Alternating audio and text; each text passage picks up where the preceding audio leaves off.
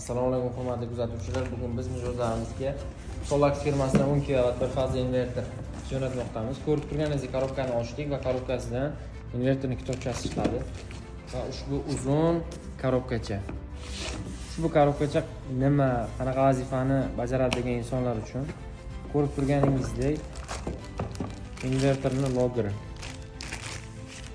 Loger antena qismining uzunligiga keladigan bo'lsak, antena qismi juda ham uzun, chunki uzoq masofadan ham signal olish imkoniyatiga ega bo'lish. Ikkinchi inverterga keladigan bo'lsak, IMVT inverteri svetavoy 5 kW. Ko'pchilikka ma'lum, IMVT inverterlarida oldin ekran mavjud bo'lmagan.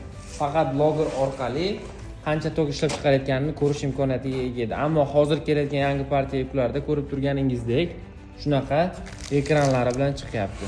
Kimga shunaqa sifatli birinchi qo'l mahsulotlar kerak bo'ladigan bo'lsa, bemalol aloqaga chiqishingiz mumkin.